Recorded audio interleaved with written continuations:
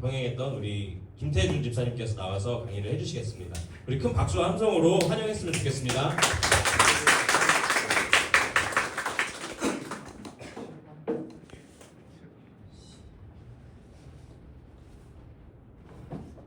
이렇게 딱 바로 시작하는 건가요? 혹시 고등학교에 지금 1학년, 2학년, 3학년으로 이제 되어 있을 텐데 3학년 몇 명 정도 되나요? 손 한번 들어주실 수 있으세요? 하나요? 좀 2학년. 네. 그리고 1학년. 네, 이렇게 분포가 되어 있군요. 알겠습니다. 잠시 세팅 좀만 할게요.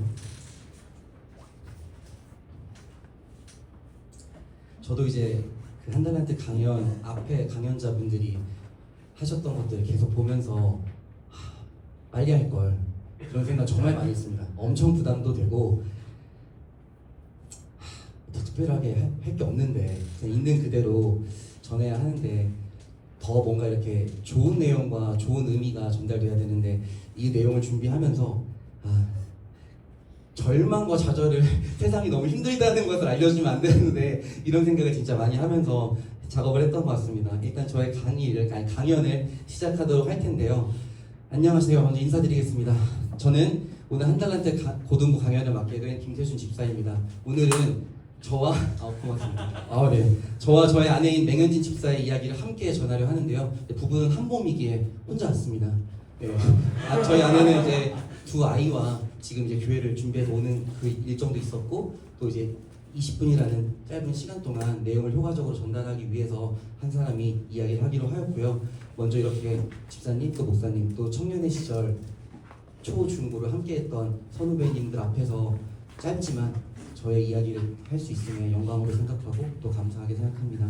오늘은 저희 두 사람이 너무나 다른 성향과 다른 방향으로 살아오다가 만나서 함께 배우고 일하며 경험했던 그 여정들을 여러분께 나누려고 하는데요.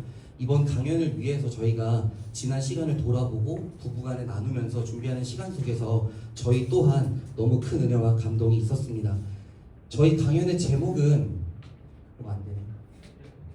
잠시만요. 네, 감사합니다. 저희 강연의 제목은 러브게임입니다. 러브게임인데 연애 관련 내용은 절대 아닙니다. 아니고 고등부 강연이기 때문에 저희들의 학창시절의 이야기들과 20대 초중반의 사회생활 그리고 직업과 사업에 관련된 이야기 위주로만 내용을 구성하였고요. 보시다시피 1번, 2번, 3번, 4번, 5번 이렇게 5가지 챕터로 5가지 스토리로 여러분들에게 전달드리려고 합니다. 시간이 없기 때문에 빠르게 봐주셔야 될 것 같아요. 넘어갈게요. 러브게임에 대해서 아시나요? 러브게임은 테니스 용어입니다. 테니스 경기에서 빵점, 그러니까 한 게임에서 한 점도 내지 못했을 때를 러브게임이라고 일컫는데요. 이런 상황인 겁니다. 안 좋은 상황이고 내가 한 점도 내지 못했기 때문에 제로의 상태임을 의미하는 순간인 거예요. 그러니까 좋은 상황이 아닙니다. 그러니까 극복을 해야 되고 회복을 해야 되는 순간이고요. 근데 이걸 왜 러브게임이라고 할까요? 혹시 생각나는 사람 없겠죠? 네, 넘어갈게요. 네, 저희가 이 강연이 끝났을 때 여러분들의 마음속에 왜 러브게임인지, 왜 제로게임이 아닌 러브게임인지 그게 좀 새겨져 있기를 기대합니다. 지금부터 저희 두 사람의 학창시절의 이야기를 저희가 할 텐데요. 약 25년 전으로 거슬러 가보도록 하겠습니다. 스토리 1입니다. 저의 남한중학교 졸업식 사진인데요. 저는 중학교 때까지는 공부를 싫어하지 않았고요. 못하지 않았습니다. 고등학교 진학 전에 내신 점수는 200점 만점에 195점이었습니다. 하지만 저는 중3 때부터 크게 방황을 했고요. 중3 마지막 기말 시험은 보질 않았습니다. 그래서 전교 꼴찌를 했고요. 중학교 3학년 시절에 잦은 결석으로 출결 일수가 부족해서 정학 위기를 안고 겨우겨우 졸업을 할 수 있었습니다. 저는 중학교 때부터 노래 부르는 걸 좋아했고 영화나 연기 이런 예술 쪽에 관심이 많았습니다. 그래서 예고를 가고 싶었어요. 근데 아버지께서 절대 안 된다. 대차게 혼나고 억지로 남한고등학교에 전교 7등으로 진학을 하였습니다. 좋은 점수로 진학을 하였고 과감하게 반전이 되는 극강의 불성실한 학교 생활을 하였습니다. 당시는 지금 페이커처럼 e스포츠의 개념이 거의 없던 시절이었는데요. 그때 제가 총싸움을 하는 FPS 게임에 빠져서 뭐 지금은 유명한 회사가 됐죠. NC소프트라고 하는 팀에 들어가서 고등학교 1학년 때 1년 동안 하루에 15시간에서 18시간씩 게임을 하기도 했습니다. 밤낮으로 저를 위해 기도하던 어머니께서 울면서 제 손을 잡고 엄마 딸 한 번만 어디 가보지 않겠냐 해서 찾아간 것이 압구정 로데오 거리에 있던 기획사였습니다. 연예 기획사였고 이름이 가나 엔터테인먼트였습니다. 이름부터가 기독교 냄새가 풀풀 나죠. 그래서 가나 엔터테인먼트에 들어가게 되었고 어머니께서 그 자리에서 등록을 시켜주시는 대신 게임을 안 했으면 좋겠다 펑펑 울면서 말씀하셔서 저는 그 자리에서 게임을 접고 지금까지 평생 게임을 해본 적이 없습니다. 그 후에 남한고등학교 교장 선생님 면담을 거친 저는 고등학교 졸업 전까지 기획사에서 연기와 노래, 춤을 배우면서 시간을 보냈고 인문계 학교에서 야자를 해본 적이 없는 손에 꼽는 이상하고 희한한 케이스로 고등학교 시절을 보내게 되었습니다. 이 사진은 고등학교 고3 수학여행 때 불국사 가서 찍었던 사진인데요. 제가 보면 좀 부끄러운 사진인데 너무 주렁주렁 달려있고 팔에는 묵주 같은 게 또 있고 목에는 십자가 목걸이가 있고 그래서 와이프가 종교 대통합이냐 이런 얘기를 하더라고요. 저도 제 정신 상태가 좀 의심스러운 그런 사진입니다. 이때 현진 집사는 하남시 바로 옆 동네인 경기도 광주에 있는 경화여중 경화여고에서 합숙 생활을 하며 총 6년을 테니스 선수 코스를 밟고 있는 엘리트 선수였습니다. 여름에는 덥고 겨울엔 춥고 매일 뛰고 공을 쳤습니다. 너무 운동이 하기 싫고 힘들고 집에 가고 싶을 때 테니스 선수임을 자랑스러워하는 부모님, 특히 목사님이셨던 아버지의 기도한다는 응원과 격려에 실망을 주고 싶지 않은 사남매 중 큰딸인 저희 아내는 그렇게 순종하며 최선을 다해 6년의 시간을 공만 쳤다고 합니다. 너무너무 하기 싫었다고 하고요. 정말 죽고 싶을 만큼 광주에 있기가 싫었다고 하더라고요. 저와는 정말 상반되는 성향인 거죠. 저는 안 하는데 이 사람은 어떻게든 했던 거죠. 그렇게 저희는 고등학교를 졸업하고 성인이 되었습니다. 고대하던 20살이 되었고요. 저는 영양과에 진학을 하였고 현진 집사는 테니스 특기생으로 체육과에 진학을 하게 되었습니다. 저는 학교 생활과 대학로 공연 생활 1년을 하고요. 군대 이제 해병대 훈련소 사진인데요. 군대에서 2년을 보내고 다시 배우로서 여러 가지 적응들을 하며 꿈을 키워갔습니다. 지금처럼 유튜브나 1인 미디어 시대가 아니었기 때문에 돈이 없고 인맥이 없으면 너무나 힘들었던 배우 생활이었어요. 그래서 아르바이트는 필수였습니다.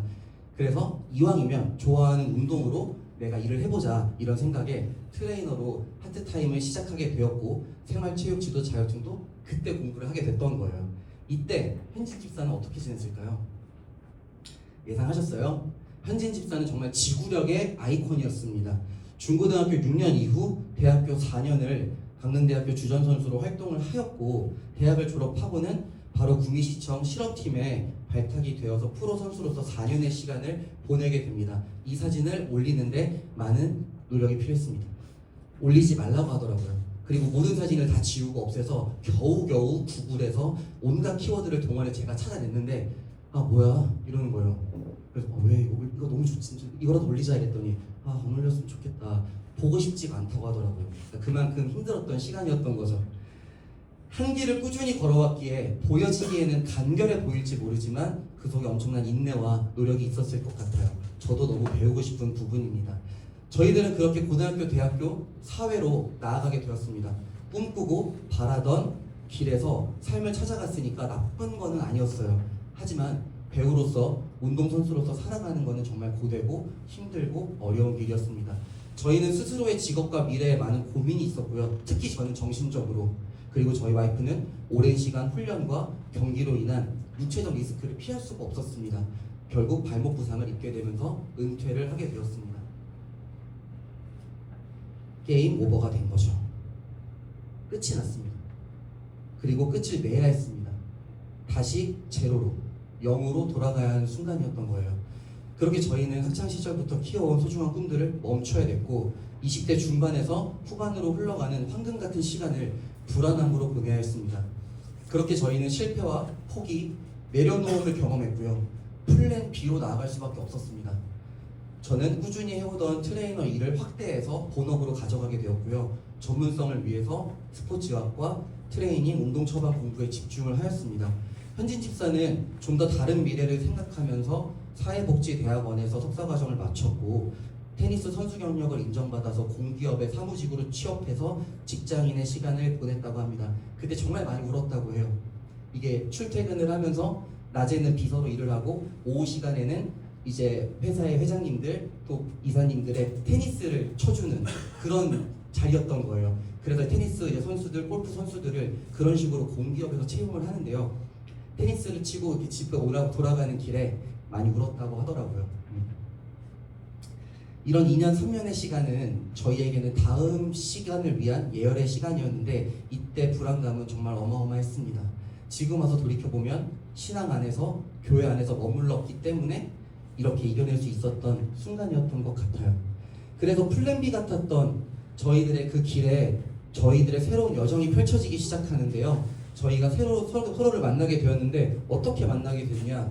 그 전의 모습은 다 뒤로 하고 서로 이런 모습으로 만나게 되었습니다. 저는 처음 만났을 때 테니스 선수인지를 몰랐고 와이프는 저를 처음 만났을 때 배우 생활했던 사람인지를 몰랐던 거예요. 그냥 트레이너로 서로 만났던 부분이었습니다. 성격도 말투도 외향도 많이 달라서 좀 힘들었어요. 아, 나랑은 안 맞을 수 있겠다. 근데 한 가지 공통점이 있었습니다. 저희는 실패했던 사람들이라는 거. 플랜 B의 길을 시작한 사람들이었다는 거예요. 그 부분이 서로에게 힘과 위로가 되었고 나아가 서로에 대해서 리스펙이 되고 또 존경이 되었습니다. 플랜 B가 초라함이 아닌 새로운 인연, 새로운 비전으로 저희에게 자리 잡게 된 거예요. 분야는 달랐지만 지난 노력과 고생들이 사라지지 않더라고요. 다른 분야에도 동일하게 적용이 되더라고요.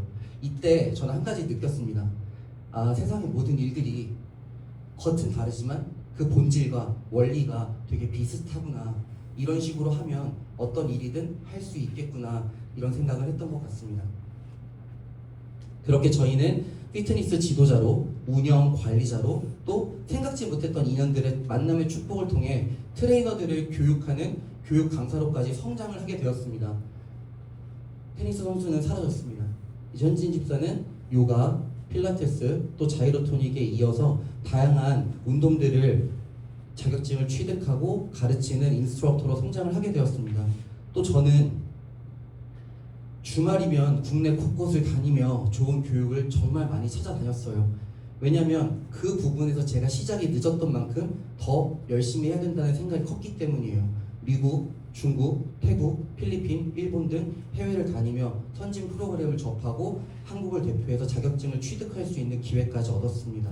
또 끌어주는 좋은 선배들을 많이 만났어요. 그래서 한국기능성 트레이닝협회 교육강사가 되어서 국내에 있는 운동 전문가 분들을 대상으로 하는 전문가들을 가르치는 전문가로서 교육을 하게 되었고 보급하는 일들을 하였습니다.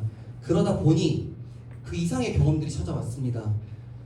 트레이너로 시작을 했고 야간이면 헬스장에서 수건을 개고 선배들 계란을 삶아놓고 헬스장 기구를 닦는 파트타임 트레이너였던 제가 이렇게 여러 가지 각 산업의 일들을 접할 수 있게 된 거예요. 전국을 다녔고요. 주일 예배를 제외한 모든 시간들은 배움과 성장을 위해 노력했습니다. 저희 두 사람에게 이 기간은 아마 물리적으로는 3년에서 4년의 시간밖에 안 됩니다. 근데 이번에 저희가 대화를 하면서 한 10년 정도인 것 같다 느낌상 그렇게 밀도가 있었던 시간이었어요. 그래서 시간이라고 하는 게 크기가 중요한 게 아니라 밀도가 중요하고 방향이 중요하다는 얘기를 꼭 드리고 싶습니다. 그리고 이런 과정들 속에서 저희한테 내구성이라는 게 생기더라고요. 지구력이라는 게 생기더라고요. 그것들은 저희들의 다음 인생에서도 잠재적으로 되게 큰 좋은 영향을 주었습니다. 이런 과정들 속에서 저는 주변의 훌륭한 석학들과 좋은 피트니스 전문가들을 만나게 됐습니다. 피트니스 에듀케이션 크루 세컨필드를 기획을 하였고요. 브랜딩하였고요. 운영하는 리더가 되었습니다. 그때 만든 카톡방이 지금도 존재하고 있고 현재 모두가 최대 교수와 기업의 대표로 성장을 하였습니다. 지금 돌이켜보면 가장 부족하고 또 모자란 제가 그들의 리더일 수 있었던 건 하나님께서 저의 장점을 살려주셨고 단점을 보호해주셨고 단점을 가르쳐주시고 막아주셨고 꾸짖어주셨기 때문에 제가 그때 그 자리, 지금의 이 자리에서 이런 일들을 해낼 수 있었던 것이라고 고백해 봅니다. 이 모든 시간들 속에 현진 집사가 함께 했고요. 많은 교육 과정과 이런 현장들을 저희가 함께 했고 또 플랜 B 인생의 2막을 잘 자리 잡아가는 것처럼 느꼈습니다. 왜냐하면 이때 결혼도 했고 사업을 시작했는데 2015년에 시작을 해서 1호점부터 6호점에 이르기까지 5년이 걸리지 않았어요. 자본이 하나도 없이 시작했는데 말이에요. 이거 쉽지 않은 거죠. 그랬기 때문에 이 정도면 괜찮게 살고 있구나, 정말 열심히 살고 있구나, 그런 생각을 할 수밖에 없었고 취해 있었던 그런 시간이었던 것 같습니다.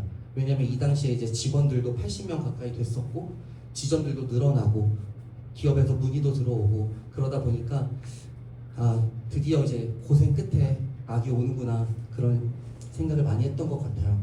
이런 생각을 했습니다. 하나님이 도와주셨고 은혜로 힘주심으로 또 우리들의 밤낮 없는 열심과 성실로 성장했고 성공했다. 도파민이 막 팡팡 터지는 거예요. 근데 2019년 어느 날 모든 게 무너지는 시간이 찾아왔습니다. 바로 경험하셨나요? 코로나였죠. 코로나가 찾아왔고 저희 산업과 저희 사업은 여러 가지 직종 중에서 가장 크게 타격을 맞게 되는 그런 업종이 되었습니다. 센터는 2년에 가까운 시간 동안 제대로 기능하지 못했고요. 모든 운영은 마비가 되었습니다. 80명에 달하던 직원들과 저희의 모든 지점들은 죽어갔고 말라갔습니다. 사람들은 운동에서 멀어졌습니다. 환불 문의가 정말 많았고요. 전화기를 이불 속에 넣어도 울었습니다. 실내 운동보다는 야외 운동이 점점 더 활발해지는 계기가 되었고 지금의 러닝 크루 붐의 씨앗이 되었습니다.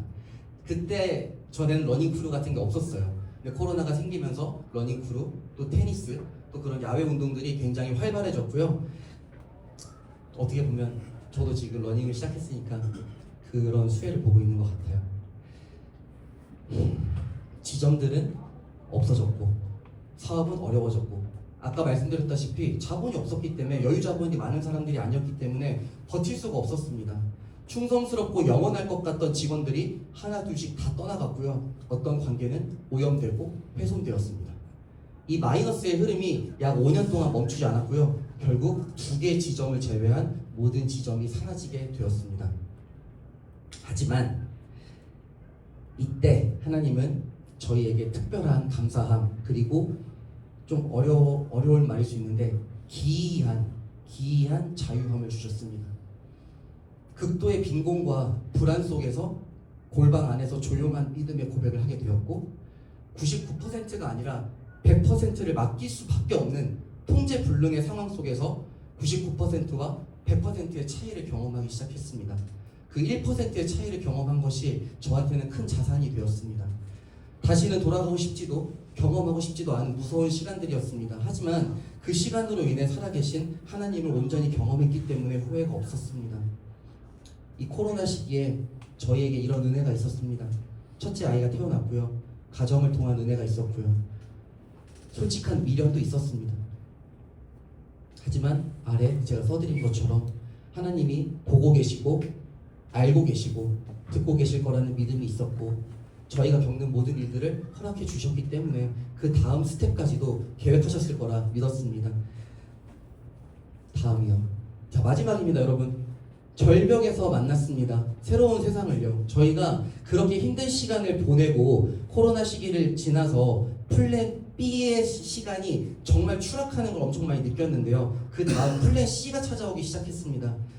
아까 말씀드렸죠. 돈이 없었어요. 그러니까 제 매장을 철거를 하고 마무리를 지어야 되는데 철거할 돈이 없는 거예요. 직접 하게 됐습니다. 친구가 도와주게 되었고 직원들이 도와주게 됐고 직접 철거를 하는데 철거를 하다 보니까 그 구조가 보이는 거예요. 하나하나 벽을 뜯고 회원님들이 운동하던 내가 수업을 하는 바닥을 뜯어내고 부수고 하는데 그 구조가 보이는데 진짜 신기한 게 재밌는 거예요. 얘 재밌네. 좀 약간 너무 힘들어서 그런 얘기가 나왔던 것 같아요. 직원들한테 재밌지 않아? 그런데 직원들은 재밌단 말 못하죠. 못하는데 저는 근데 이거 부수는 거 스트레스 풀린다 막 이러면서 하고 있는데 재밌다는 생각이 계속 드는 거예요. 그게 조금 신기한 부분입니다. 그래서 돈이 부족하니까 매장을 다시 꾸미는 것도 직접 하게 되었습니다. 그러다 보니까 인테리어에 관심을 갖게 된 거예요. 그래서 주변에 있는 인테리어 회사들을 수소문하고 검색해서 찾아가서 미팅을 하고 닥치는 대로 현장을 배웠습니다. 제가 인테리어 한다는 게 소문이 났어요. 그러니까 주변에 망한 헬스장에서 연락이 엄청나게 많이 왔습니다. 태준아, 철거 좀 해줄 수 있어? 네가 해주면 싸게 해주겠지. 너는 우리 마음 알잖아. 정말 그때 헬스장 철거를 한 50개 정도 한 것 같아요. 헬스장 철거를 그렇게 했고 코로나 여파로 1인 샵이 급증했습니다. 그러니까 제 주제에 할 수 있었던 공사의 분량만큼의 공사가 쏟아지듯이 들어왔습니다. 그래서 그 당시에 필라테스 1인 PT샵 공사를 정말 많이 했고요. 그게 저한테는 어떤 터닝 포인트, 회복할 수 있는 그런 기회가 되었습니다. 아침에는 인테리어 현장을, 밤에는 헬스장을, 그렇게 플랜 B와 C가 함께 달려가는 순간이었습니다. 절망, 벼랑 끝에서 만난 새로운 세계였고요. 다 잃었던 순간에 새로움을 얻었습니다. 저희는 지금 그래서 철거 현장입니다. 제가 이렇게 철거했던 저 헬스장 모습인데 이런 순간 속에서 아까 말씀드린 재미를 느꼈다는 이야기입니다. 벼랑 끝에서 만난 새로운 세계, 제로가 아니라 새로움이었다. 그래서 저희는 지금 어떻게 살고 있냐면 한 개의 헬스장, 그리고 한 개의 요가원, 그리고 공간 이율이라고 하는 인테리어 회사를 통한 인테리어 공간 기획 브랜딩 사업을 통해서 지난 시간의 아픔과 어려움들을 회복하고 나아가고 있습니다. 인테리어 사업자 낸 지가 6년이 됐고요. 수많은 주거, 상업 공간을 했고 실내 건설업 업체로 나아가는 과정을 지나고 있습니다. 이제 강연을 마치면서 여러분들에게 마지막으로 한 가지 메시지를 전해드리고 싶습니다. 현장들이고요. 이거 뭐죠? 그죠. 수도입니다. 수도. 이걸 제가 왜 올렸을까요? 어제 부장님도 제가 맞춰보세요 레니는 겨울철에 수도가 얼잖아요. 그럼 동파가 되지 않기 위해서 어떻게 하죠? 저렇게 한 방울씩 두 방울씩 물이 흐르도록 틀어놓습니다. 이것을 왜 보여드리고 싶었냐면 이게 저의 영적인 저희들의 마음의 모습과 같다는 거예요. 이 한 방울 두 방울의 물이 계속 흐르기만 하면 수도는 겨울 내내 얼지 않습니다. 버틸 수가 있습니다. 여러분들의 학업과 진로, 꿈과 비전 모든 순간들 속에서 분명히 추운 겨울이 찾아옵니다. 그리고 분명히 영적인, 신앙적인 혹한기가 찾아옵니다. 근데 그때 저 한 방울의 가치를 꼭 생각해 보셨으면 좋겠어요.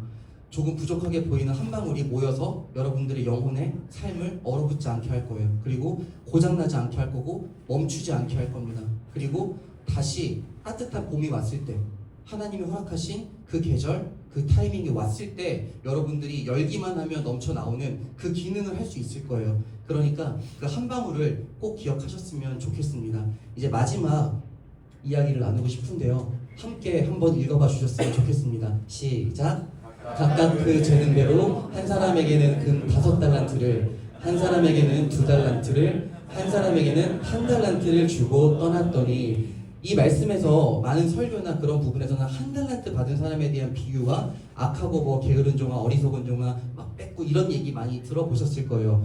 근데 저는 이 부분이 너무 와닿더라고요. 각각 그 재능대로. 이 부분에서는 재능의 많고 적음에 비교의 늪으로 빠지지 않기를 저는 부탁드려요. 왜냐하면 하나님께서 우리의 재능을 각각 다 정확하게 알고 계시다는 것이 중요한 것입니다. 그래서 그것이 1달란트, 2달란트, 5달란트가 중요한 게 아닙니다. 그 비교의 늪으로 빠지면 안 돼요. 이걸 누가 주셨는지, 그리고 이걸 하나님이 우리의 재능을 명확하게 알고 주셨다는 그 확신이 있으면 그건 몇 개인지가 중요한 것이 아닙니다. 그것이 어디로부터 왔는지가 중요한 것이죠. 그래서 두 번째 제가 이 말씀을 통해서 재밌게 느꼈던 건 안 받은 사람이 없는 거예요. 누구는 주지 않았더라고요. 이런 말이 없는 게 저는 너무 좋았습니다. 하나님의 종이 되기만 하면 하나를 주든 5개를 주든 무조건 주는 거예요. 그러니까 저는 이 부분이 너무 좋았어요. 왜냐면 주지 않는 사람이 없고 받지 않는 사람이 없고, 그래서 여러분들도 나는 받은 게 없어, 난 장점이 없어, 이런 생각 안 하셨으면 좋겠어요. 그리고 내가 달란트를 찾기 위해 노력해도 안 될 거야, 쟤보다 내가 부족하니까 이런 생각을 절대 안 하시기를 제가 정말 그렇게 말씀을 드립니다. 오늘 강연은 짧은 시간이었지만 여러분들 마음속에 남을 것들이 잘 남기를 바랍니다. 모든 것들을 잃어버린 제로의 순간, 다시 시작해야 되는 제로의 순간이 여러분들에게 빵점짜리 인생이 아니라 다시 시작할 수 있는 러브 게임이 되기를 진심으로 축복합니다. 그리고 그 사랑 안에서 힘을 내고 그 사랑 안에서 위로를 얻으시고요. 그 사랑을 전하기 위해 성공하시고요. 그 사랑을 물려주고 나누기 위해서 인생을 사셨으면 좋겠어요. 네, 우리가 어떤 직업, 어떤 진로, 어떤 비전을 갖고 노력하냐 중요하죠. 근데 그보다 중요한 건 그 모든 것이 하나님 안에서인지, 하나님의 사랑 안에서인지, 하나님이 허락하신 코트 안에서의 게임인지를 생각해 보는 게 너무 중요하더라고요. 그래서 그 부분을 잘 생각하시는 우선순위가 변치 않기를 바라면서 오늘 저의 강연을 마치도록 하겠습니다. 감사합니다.